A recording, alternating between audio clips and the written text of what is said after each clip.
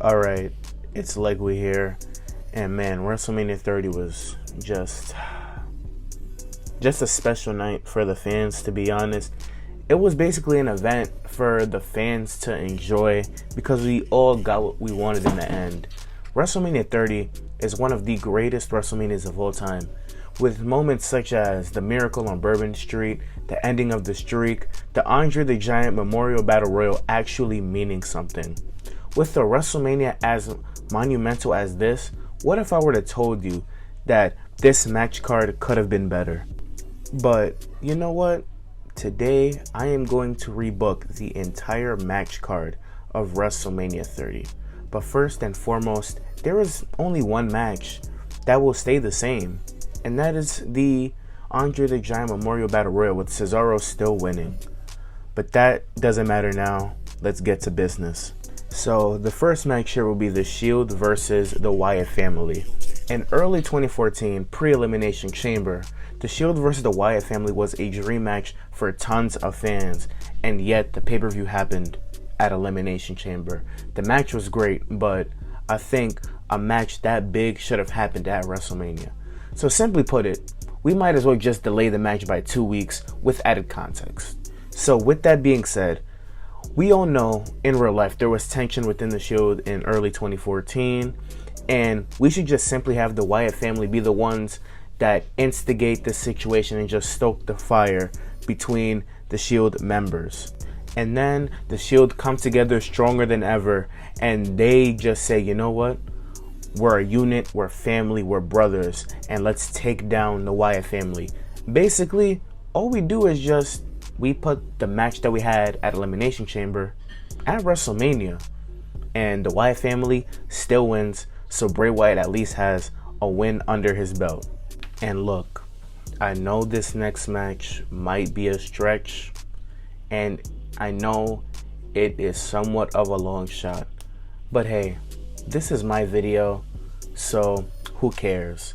So this story starts off at the Royal Rumble, and as in real life, CM Punk enters the Royal Rumble match at 1, goes the distance, with Kane obviously entering the match and eliminating him in the process.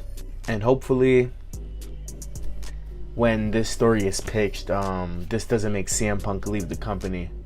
Hopefully. But anyways, we're on the next night on Raw. CM Punk walks out and immediately calls out Kane for obviously screwing him out of winning a opportunity to face Randy Orton for the World Championship. But obviously, Kane attacks CM Punk from behind while his music plays and chokeslams him through a table again and sends CM Punk to a local hospital, and he is gone from Raw for 2 weeks. And then Punk returns and he challenges Kane to a match at the Elimination Chamber. There's a stipulation involved. If CM Punk loses, he is suspended from the WWE for 6 months. And Punk agrees to the stipulation. And obviously, Kane is old. Obviously, Punk wins the match at the Elimination Chamber. But while he celebrates his victory, out of nowhere, Triple H arrives and hits him with a pedigree. And the next night, it is revealed that he was the one that sent Kane to attack Punk to make sure that he doesn't win the Royal Rumble match. Punk walks out and tells Hunter, "It's not that surprising coming from you." Since Triple H has a history of bringing down a lot of talent, and for weeks on end the two have work shoot promos tearing down each other's motives and beliefs when it comes to the business. CM Punk talks about Triple H snaking people just to get on top, and Triple H simply fights back by saying, hey, all you do is just complain about everything when you're giving opportunity after opportunity. And then a stipulation is given. The loser of this match must retire effective immediately. And obviously, once WrestleMania arrives, CM Punk walks out with the win. And this next match is pretty straightforward. Paige versus AJ Lee. Just literally do the same thing that they happened on the Raw after WrestleMania. Just put it at WrestleMania to make it an even bigger moment. And that's pretty much it, to be honest. Man, this just makes me mad to this day. It's an absolute crime that when WWE finally had Batista and Brock Lesnar in the same company at the same time for 5 months, they didn't book not one match between the two. It's absolutely insane to me. So this starts at the Royal Rumble, and Batista is eliminated from the Rumble match by Daniel Bryan. Very slight spoilers possibly for later on. And the next night on Raw, he is frustrated that he was eliminated by a smaller guy. And he goes on a tirade by destroying a bunch of local wrestlers. And on SmackDown, after Batista wins against a local competitor, he gives a local competitor a post-match beatdown. And then Batista is about to powerbomb the wrestler through a table. But before he can get him up, Brock Lesnar's music hits. And then once he sees Brock Lesnar walk out, they just have... Batista just lunges at Brock Lesnar and they just have a massive pull-apart brawl. And then Batista spears Brock Lesnar through the Minitron. And then on Raw, right afterwards, Paul Heyman walks out and lets everyone know that Brock Lesnar is furious and challenges Batista to a last man standing match at WrestleMania. About 2 to 3 weeks go by and Batista finally comes out on Raw and accepts the challenge. In that Elimination Chamber, there is a huge contract signing for this match. And once the contract is signed, both men shake hands. But you know you can never, ever, ever shake hands with Brock Lesnar. Brock Lesnar pulls in Batista and throws him with an F5 through a table inside the ring. WrestleMania arrives and the two just absolutely destroy each other. They destroy the barricades, the announce tables, everything. The ring skirt is teared off. All of it is destroyed. And then Brock hits Batista with an F5 on the steel steps and then hits him with another F5 through the announce table and then buries Batista with the debris of the announce table. And then obviously the ref counts to 10 and Brock Lesnar wins this match. So this story starts off at the Royal Rumble, and as in real life, John Cena still faces Randy Orton for the WWE World Heavyweight Championship and still loses the match. On the next night on Raw, there are vignettes hyping up The Undertaker on his decision to choose who his opponent will be at WrestleMania. And going into the Elimination Chamber, there will be an Elimination Chamber match for the WWE World Heavyweight Championship.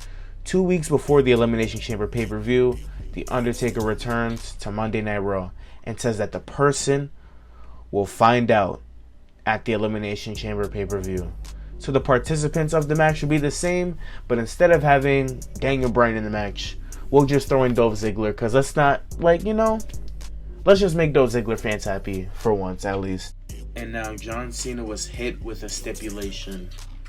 If John Cena loses this chamber match, if he doesn't walk out of the Elimination Chamber pay-per-view as the WWE World Heavyweight Champion, he can no longer challenge for that title as long as Randy Orton stays champion. So the chamber match is underway, and obviously John Cena and Randy Orton are the last two remaining, and John Cena is ready to hit Randy Orton with a 5-knuckle shuffle. But then the lights go out and the Titantron just simply says "you" with smoke in the background, and the color of the text is purple because The Undertaker really likes purple. And then the camera pans back to John Cena, the lights come up, The Undertaker is behind him, and he hits him with the Tombstone Power Driver. Randy Orton just crawls over to John Cena, puts his arm over him. The ref counts 1, 2, 3. On the next night on Raw, John Cena realizes that facing The Undertaker and beating him is one of the very few things that John Cena hasn't accomplished in his career at that point. So John Cena accepts this challenge. For weeks heading into WrestleMania, The Undertaker says that John Cena is the last person he needs to beat in order for him to walk away from the game. I'm ugly as hell for saying the game. It doesn't matter. But anyways, he's beaten many Hall of Famers. He's beaten Shawn Michaels, Triple H, Batista, Mark Henry, Edge, CM Punk, etc. The names say it. It is engraved in history. The Undertaker has beaten the best of the best. So we fast forward to WrestleMania. I'm going to give these two, an 18 to 20 minute match, nothing too crazy. John Cena just hit The Undertaker with a third AA. The Undertaker kicks out. John Cena is visibly frustrated. John Cena picks up The Undertaker, and The Undertaker bumps into the ref. And John Cena lays out The Undertaker with a clothesline. But then John Cena looks at the ref. He looks at The Undertaker. And he gives a look to the crowd. And then he gives a look to the hard cam. And gives the hard cam a smirk. And then John Cena goes out of the ring. And he gets a chair. And then he just wails on The Undertaker with the chair. Over and over and over and over again. The fans are shocked. John Cena picks up The Undertaker. Hits him with an AA on the chair. He throws away the chair. And then the ref crawls over. And he slowly counts 1, 2, 3. The Undertaker has been beaten at WrestleMania by the hands of John Cena. And John Cena turned heel in the process. And fans boo him out of the building. And me personally, I think this was one of, if not the only chance of a John Cena heel turn after 2012, in my personal opinion. So that's why I decided to go this route. That's just me personally. The final match. And this story starts at the Royal Rumble. And Daniel Bryan enters the Royal Rumble match at like 12. We'll just say 12, right? And he just had a hellacious match with Bray Wyatt. So he's somewhat banged up going into the match. But he goes on to win the Royal Rumble match because it was the obvious choice. Why was this not the case? Anyways, we're just going to fast forward to the night after the Elimination Chamber. And we saw the fraudulent win that Randy Orton received. Very fraudulent. But Daniel Bryan walks out and he calls out Randy Orton and tells him that he has been hiding for months on end behind the Authority. And it will no longer work. Because they can't screw him out this time. Because he won the Royal Rumble. So they can't do nothing.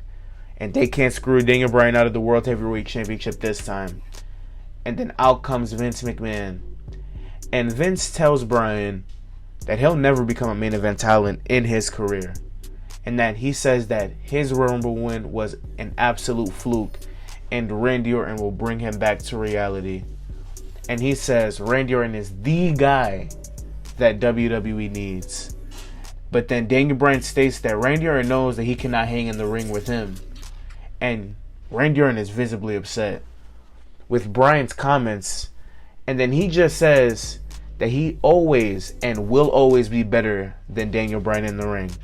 And he doesn't need the Authority to kick his ass. And then Randy tells Bryan to pick the match stipulation. And Bryan challenges him to a 30-minute Iron Man match. But here is the extra stipulation. If on camera it is seen that the Authority or Vince McMahon got involved into the match, the title is immediately vacated from Randy Orton's hands. We fast forward to WrestleMania. There is a minute left. The score is 2-2. This is going to sound crazy. Randy Orton just hit Daniel Bryan with a punt kick.